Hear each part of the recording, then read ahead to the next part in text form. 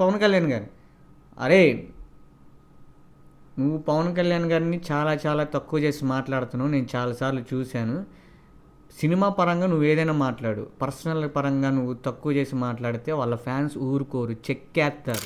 ఎన్టీఆర్ గారి ఫ్యూచర్లో ఏ సినిమా చేసినా, రాజమౌళి గారు చేసినా కానీ నువ్వు ఎన్టీఆర్ గారి సినిమాలు చూడనన్నావు, అదే మాట మీద ఉండు. దమ్ముంటే ఆ మాట మీదే ఉండాలి. OG last song 5 storm song వచ్చింది, అది నీకు డబడబా డుముడుము అని మ్యూజిక్లు ఉన్నాయంట, రిలిక్స్ వినపడట్లేదంట. Hi friends, welcome to frame by frame Telugu. ఈ వీడియోని చూస్తుంటే లైక్ చేసి అండ్ సబ్స్క్రైబ్ చేసి చూడటం అయితే స్టార్ట్ చేయండి. ఎక్కువ మందికి రీచ్ అయితే అవకాశం ఉండిద్ది. సో ఆలోచన చేయకుండా ఇంకా వీడియోలోకి అయితే వెళ్ళిపోదాం. ఈ రోజు వీడియోలో మనం ఒక ముసుగు వీరుడు గురించి అయితే మాట్లాడుకోబోతున్నాం. రివ్యూ ఇచ్చే ముసుగు వీరుడు. ఆ వీరుడు ఎవడో తెలిస్తే కామెంట్ సెక్షన్లో అయితే చెప్పండి. నేను పేరు కానీ ఆ ఛానల్ పేరు కానీ అతని పేరు కానీ నేను చెప్పదలుచుకోవట్లేదు. సో మీకు ఎవరికైనా తెలిస్తే కామెంట్ సెక్షన్లో అయితే చెప్పండి. సో అతనికి కొన్ని పర్సనల్గా అబ్యూజ్ అయితే చేస్తున్నాడు అనమాట హీరోస్ మీద. దాని గురించి అయితే నేను మాట్లాడతాను. సో ఆలస్యం చేయకుండా ఇంకా వీడియోలోకి వెళ్ళిపోదాం. సో అతను వార్ 2 మూవీ చూసి రివ్యూ అయితే ఇచ్చాడు. రివ్యూ ఇవ్వచ్చు, అతను ఆ సినిమాలో ఏం బాగుంది ఏం బాగలేదు అని చెప్పొచ్చు, కానీ అతి చెయ్యకూడదు. అర్థమైంది కదా? ఒక బూతు మాట ఉండిద్ది, అది నేను వాడదలుచుకోవట్లేదు. చెయ్యొచ్చు కానీ అతి చేయకూడదు. సో అదైతే మనోడు చేస్తున్నాడు అనమాట. సో నాకైతే 3 పాయింట్స్ అయితే చాలా చాలా రాంగ్ అనిపించినాయి. ఆ రాంగ్ అనిపించిన దాంతోనే కోపంతో అయితే ఈ వీడియో చేస్తున్నాను అనమాట.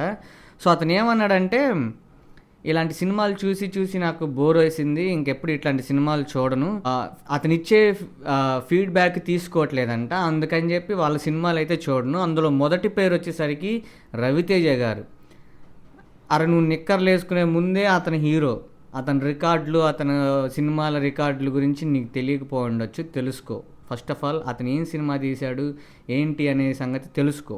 అతను ఎక్కడి నుంచి వచ్చాడు ఏంటనేది బొచ్చు నువ్వు చూడకపోతే 1 కోట్ల మంది అతని సినిమాలు అయితే చూస్తారు. కొన్ని ఫేజ్ అలా నడిచిద్ది. రాంగ్ సినిమాలు చూస్ చేసుకున్నప్పుడు అలాంటివి నడుస్తాయి. అంతలేసి కాడికి నిన్నగాక మొన్న నువ్వు ఛానల్ పెట్టి నిన్ను 1 లక్ష మంది ఫాలో అవుతున్నారు, నువ్వు దేవుడు, నువ్వు తోపు, నువ్వు తురుము అనుకుంటే, సో అతని గురించి నీకేం తెలుసు? ఏదో 4-3 సినిమాలు ఫ్లాప్ అవ్వగాలని అతను చూడండి, నువ్వు చూడమాకు, అవతల మీద రుద్దమాకు, నువ్వు చూడకూడదు.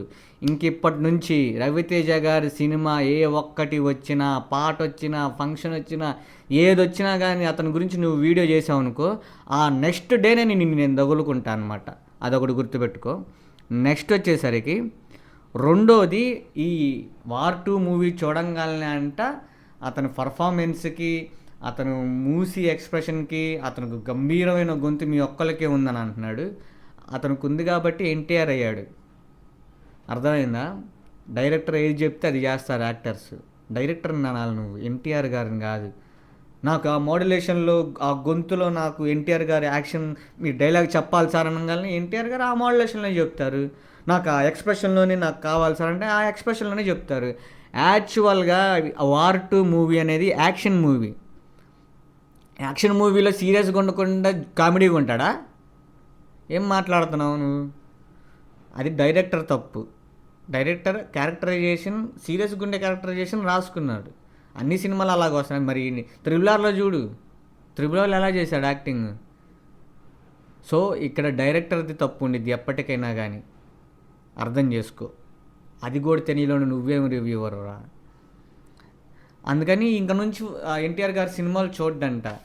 ఇక నుంచి కానీ ఎన్టీఆర్ గారి ఫంక్షన్ కానీ, సాంగ్ కానీ, ఏ విషయం ఎన్టీఆర్ అనే పదం నుంచి నీ వీడియో, నీ యూట్యూబ్లో, నీ వీడియోస్లో ఉండకూడదు. నువ్వే చెప్పావు నేను చూడట్లేదని, ఆపేస్తున్నానని, నీ ఫీడ్బ్యాక్ తీసుకోవట్లేదు, ఆపేస్తున్నానని చెప్పావు. అయితే ఇంక నెక్స్ట్ నుంచి నువ్వు చేయకూడదు. ఈ క్షణం నుంచే, ఆ వీడియో తర్వాత నుంచి ఏ వీడియో అయినా కానీ ఎన్టీఆర్ గురించి కానీ, రవితేజ గారి గురించి కానీ వస్తే నేను ఆబ్వియస్గా ఇంక నేను నిన్ను తగులుకోవటమే నాకు పని. ఇంకా ఇప్పుడు మొన్నటిదాకా నేను చాలా సింపుల్గా మనకెందుకులే వాళ్ళతో అనుకున్నాను. సో ఖచ్చితంగా అయితే నువ్వు చెయ్యాలి, అప్పుడు నేను వీడియో చేస్తాను. చేయకూడదు అసలు. ఎన్టీఆర్ గారి ఫ్యూచర్లో ఏ సినిమా చేసినా, రాజమౌళి గారు చేసినా కానీ నువ్వు ఎన్టీఆర్ గారి సినిమాలు చూడనన్నో అదే మాట మీద ఉండి, దమ్ముంటే ఆ మాట మీదే ఉండాలి నువ్వు. మూడోది, పవన్ కళ్యాణ్ గారు. అరే, నువ్వు పవన్ కళ్యాణ్ గారిని చాలా చాలా తక్కువ చేసి మాట్లాడుతున్నావు. నేను చాలాసార్లు చూశాను. సినిమా పరంగా నువ్వు ఏదైనా మాట్లాడు, పర్సనల్ పరంగా నువ్వు తక్కువ చేసి మాట్లాడితే వాళ్ళ ఫ్యాన్స్ ఊరుకోరు, చెక్కేస్తారు. గుర్తుపెట్టుకో. ఆ మూడో వ్యక్తి అంట పవన్ కళ్యాణ్ గారంట. నేను ఓజీతో లాస్ట్ అనుకున్నాను అన్నాడు. ఎందుకంటే ఓజీ హైప్డ్ మూవీ కదా, ఆ రివ్యూ ఇస్తే ఒక 4-3 లక్షల మంది చూస్తే లక్షకి 12,500 చొప్పున ఓ 4 లక్షలు చూశారనుకోండి, ఓ 30,000-40,000 డబ్బులు వస్తాయి. సో అది మ్యాటర్. అందుకని ఓజీ దాకా ఉస్తాద్ భగత్ సింగ్ దాకా అసలు నేను చూడను. అది రీమేక్ సినిమా. ఎవడరా నీకు చెప్పింది రీమేక్ సినిమా అని? ఎవడు చెప్పాడు? ఎందుకు ఫాల్స్ ఇన్ఫర్మేషన్ ఇస్తున్నావు? ఎందుకు ఇస్తున్నావు నువ్వు ఫాల్స్ ఇన్ఫర్మేషన్? మూవీ టీం ఎవరైనా చెప్పారా ఇది రీమేక్ అని అఫీషియల్గా? చూడకపోతే చూడమాకు. ఇక నుంచి పవన్ కళ్యాణ్ గారి సినిమాస్ ఏదైనా కానీ నువ్వు ఓజీ అన్నావు, ఓజీ దాకా వెయిట్ చేస్తా పవన్ కళ్యాణ్ గారిది. ఓజీ సినిమా తర్వాత నుంచి ఆ సినిమా చూసి నువ్వు ఎట్టకు నీ అక్కసుగా ఎల్లగక్కుతావు. ఆ తర్వాత వచ్చే ఏ సినిమా నువ్వు చూసినా కానీ ఎమ్మటిని నీ మీద వీడియో అయితే ఖచ్చితంగా చేస్తావు. ఎందుకు చేసావు? నువ్వు ఎట్లా అయితే నీవు డబ్బులు పెట్టి సినిమా చూసి నువ్వు క్వశ్చన్ చేస్తున్నావో, నిన్ను యూట్యూబ్లో నేను చూశాను కాబట్టి నేను క్వశ్చన్ చేస్తున్నా. సో అది డబ్బులు పెట్టలేదు అనుకో మాకు, యూట్యూబ్లో నేను రీఛార్జ్ చేసుకుంటేనే యూట్యూబ్ వస్తుంది, నెట్ వస్తుంది. సో యూట్యూబ్ నిన్ను రికమెండ్ చేసింది, మరి తప్పకుండా చూడాలి. చూసినప్పుడు నా ఒపీనియన్ నేను చెప్పాలి. నువ్వు ఎలా అయితే చెప్తున్నావు అలాగే నేను కూడా చెప్తా. నువ్వు ఏదైతే అంటున్నావో రవితేజ గారి ఇక నుంచి నువ్వు నెక్స్ట్ మూవీ రిలీజ్ అయినప్పుడు నువ్వు చెయ్యాలి రివ్యూ, అప్పుడు చెప్తాను ఈ సంగతి. అండ్ ఎన్టీఆర్ గారి అప్కమింగ్ మూవీస్ ఏదైనా, ఎన్టీఆర్ నీల్దైనా, ఎన్టీఆర్ ఎస్ఎస్ రాజమౌళిదైనా, ఎన్టీఆర్ గారి తర్వాత వచ్చి ఏ సినిమా అయినా కానీ నువ్వు వాటి గురించి ఒక్క వీడియో అన్న పెట్టు, అప్పుడు నీ సంగతి నేను చెప్తా. నేను చెప్తా అంటే నేను ఏదో చేసేస్తాను కాదు. ఆ రోజు ఇంత పత్తిత్తు మాటలు మాట్లాడగా సార్ మీరు ఇప్పుడు ఎందుకు పెట్టారు సార్ అని చెప్పి అడుగుతాం అనమాట. సో అది పవన్ కళ్యాణ్ గారి ఏ సినిమా అయినా కానీ నువ్వు తర్వాత ఓజీ తర్వాత నుంచి నువ్వు గనక వాటి గురించి రివ్యూస్ కానీ అతని గురించి మాట్లాడినా కానీ నీకు మామూలుగా ఉండదు. ఎందుకంటే నువ్వే చెప్పావు, నేనేం చెప్పట్లా, మాట్లాడొద్దని చెప్పట్లా. నువ్వు నీ వీడియోలో వీళ్ళ ముగ్గురు గురించి ఇంకా ఎనఫ్ అయిపోయింది, ఇంకా నా వల్ల కాదు మహాప్రభు అన్నావు. ఆ మాట మీదే ఉండు. అండ్ నాలుగో వ్యక్తి వచ్చేసరికి ఎస్ఎస్ తమన్. ఈ ఎస్ఎస్ తమన్ అంటే ఇతనికి ఎక్కడి నుంచి చిర్రెత్తి, ఓకే నీకు నచ్చదు ఎస్ఎస్ తమన్ మ్యూజిక్, ఓకే వదిలేసే. అతను సినిమాలో ఇది OG last song 5 storm song వచ్చింది, అది నీకు డబడబా డుముడుము అని మ్యూజిక్లో ఉన్నాయంట, లిరిక్స్ వినపడట్లేదంట. ఆ సాంగ్ అలాంటిది. ఫస్ట్ ఆఫ్ ఆల్ నువ్వు ఒక దాని గురించి చెప్పేటప్పుడు దాని గురించి తెలుసుకో. ఆ సాంగ్ 5 స్ట్రోమ్ అంటే ఆ సాంగ్ రాకింగ్లో ఉండాలి. రాకింగ్ మోడ్ అని ఉండిద్ది, మెలోడీ మోడ్ అని ఉండిద్ది, డైనమిక్ మోడ్ అని ఉండిద్ది. ఇలా కొన్ని మోడ్స్ ఉంటాయి సాంగ్స్కి. ఆ సాంగ్ రాక్ మోడ్లోకి వస్తుంది. రాక్ బ్యాండ్గా వాయించకుండా నిదానంగా టొయ్ టొయ్ అని వాయించుకుంటాడు ఏంటి మ్యూజిక్. నువ్వేదో శబ్దం సినిమా చూసావు, అది దెయ్యం సినిమా అనుకుంటా, అందులో లిరిక్స్ ఉపయోగపడి ఇక్కడికే వచ్చేసరికి అరే దానికి దీనికి తేడా లేదరా బఫూన్, దానికి దీనికి తేడా లేదా? అతను వైశాలి మూవీ తీశాడు, ఆ మూవీకి తగ్గట్టిస్తారు బీజిఎం. సాఫ్ట్ సాంగ్ అయితే అందులో లిరిక్స్ వినపడతాయి, హార్డ్ సాంగ్ అయితే అందులో లిరిక్స్ వినపడు, మ్యూజిక్కే వినపడుతుంది. ఆ మ్యూజిక్ ఎంత ఎంగేజింగ్ చేసిందా లేదా అనే దానిలోనే చూడాలి. కానీ నాకు లిరిక్స్ వినపడలేదంటే నువ్వు లిరిక్స్ చూసుకొని రాసుకో. ఇంకా ఆ సాంగ్ రిలీజ్ అయ్యి ఇప్పటికీ నెంబర్ 1లో ట్రెండింగ్ అవుతుందిరా 5 స్ట్రోమ్ సాంగ్. దాని మీద పడి ఏడుస్తావేంటి నువ్వు? అంతమందికి నచ్చితే సార్ నీకు నచ్చలేదు వదిలేసే. కానీ ఎందుకు నువ్వు ఎప్పుడు ఇంతే అని అతని మీద పర్సనల్ అటాక్ చేస్తున్నట్టు మాట్లాడతావు? వ్యంగ్యంగా ఎందుకు మాట్లాడుతున్నావు నువ్వు? అసలుకి నీకు నచ్చలేదని చెప్పు అంతే. నువ్వు పెద్ద దిగొచ్చావు అనుకుంటున్నావు ఏంటి? అదేంటంటే నీ ఒపీనియన్ ప్రాపర్గా చెప్పు. వ్యంగ్యంగా కించపరిచే విధంగా ఎవడు ఒపీనియన్ చెప్పాలని ఏ లీగల్ స్టేట్మెంట్లో లేదు. నీకు నచ్చలేదని చెప్పు. తమన్ గారి మ్యూజిక్ నాకు నచ్చలేదండి, అతను ఎప్పుడు రొటీన్గా ఉంటుందని చెప్పు. దాన్ని ఎట్టకారంగా దాన్ని కించపరిచే విధంగా చెప్తానంటే అట్లా కుదరదు. అది నీకు ఎప్పుడుకో రాంగ్ అవుతుంది. చాలా జాగ్రత్తగా అయితే ఉండు. ప్రొఫెషనల్గా చాలా జాగ్రత్తగా ఉండు.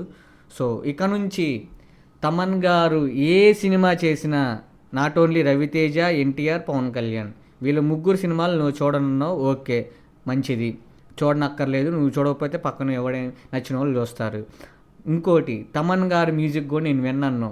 అతను చేసిన మ్యూజిక్ గురించి కానీ ఏ సినిమా హీరో అయినా apart from those 3 actors like Ravi Teja, NTR, Pawan Kalyan, వాళ్ళు కాకుండా మిగతా ఏ హీరోస్ అయినా, నాని గారి అయినా, రామ్ చరణ్ గారి అయినా, మహేష్ బాబు అయినా, ఇంకా ఎవరున్నారు, నితిన్ గారి అయినా, ఏ సినిమా హీరో అయినా వీళ్ళు కాకుండా వాళ్ళ సినిమాలు కనుక పాటలు వచ్చినప్పుడు నువ్వు రివ్యూస్ కానీ వాళ్ళ మూవీ రివ్యూస్ కానీ ఆ మ్యూజిక్ చేసిన తమ్మన్ గారు ఏ అయితే మ్యూజిక్ చేస్తారో ఆ సినిమాలకు చేస్తే ఆ నెక్స్ట్ డేనే నేను మీ మీద వీడియో అయితే చేయాల్సి ఉండిద్ది. సో నువ్వు దమ్మున్న మగోడు అయితే ఈ నలుగురు చేసే మూవీస్ గురించి నువ్వు నెక్స్ట్ మాట్లాడకూడదు. ఇంకా నీ ఛానల్లో రివ్యూస్ కానీ ఏ విధంగా మాట్లాడకూడదు. నువ్వు అదే చెప్పేశావు, క్లియర్ కట్గా చెప్పేశావు అనమాట. ప్రూఫ్స్ అనేవి నీ వీడియోలోనే ఉన్నాయి. అది సో ఇంక నుంచి అయితే నువ్వు వీళ్ళ గురించి వీడియోస్ చేయకూడదు. ఇంత ఫైర్గా చేయడానికి గల కారణం ఏంటంటే అతను చాలా చిన్న చూపు అయితే చూస్తున్నాడు. నచ్చలేదని ఒపీనియన్ చెప్పొచ్చు ఎవరైనా, కానీ నేను కూడా చెప్పాను. నాకు మార్ మూవీ ఎలా ఉందో చెప్పాను, కూలీ మూవీ ఎలా ఉందో చెప్పాను. అలానే తక్కువ చేసి ఎవరిని నేను తక్కువ చేసి మాట్లాడలేదు. ఇక్కడ ప్రాబ్లం ఏంటంటే రివ్యూవర్స్ ఇచ్చేవాళ్ళు వ్యూస్ ఎటకారంగా మాట్లాడితే ఎక్కువ మంది చూస్తున్నారు, నెగిటివ్ ఆస్పెక్ట్లో మాట్లాడితే ఎక్కువ మంది చూస్తున్నారు అన్న ఉద్దేశంతోనే వాళ్ళు అలా చేస్తున్నారు. సో వ్యూస్ కోసం వెటకారంగా, వ్యంగ్యంగా, కించపరిచే విధంగా మాట్లాడొద్దు. రివ్యూని రివ్యూలాగా ఇవ్వండి. క్రిటిసిజం అనేది ప్రొఫెషనల్గా ఉండాలి. ఒక రివ్యూ, నీ ఒపీనియన్ అనేది వేరు, రివ్యూ అనేది వేరు. మీరు ఒపీనియన్ని రివ్యూని రెండు కలిపి చెప్తున్నారు. రివ్యూ అనగానే నా ఒపీనియన్ అంటున్నారు, ఒపీనియన్ అనగానే రివ్యూ అంటున్నారు. అది తప్పు. సో బాధ్యతగా మనం ఒక పబ్లిక్ ప్లాట్ఫామ్లో ఉన్నప్పుడు అందరినీ నొచ్చుకోకుండా బాధ్యతగా మాట్లాడగలిగేవాడే అసలైన రివ్యూవర్. మీరేమంటారు కామెంట్ సెక్షన్లో అయితే చెప్పండి. సో నా ఇన్ఫర్మేషన్ కనుక నచ్చితే లైక్ చేయండి, షేర్ చేయండి, సబ్స్క్రైబ్ చేసుకోండి. మళ్ళీ నెక్స్ట్ వీడియోలో కలుద్దాం. బాయ్.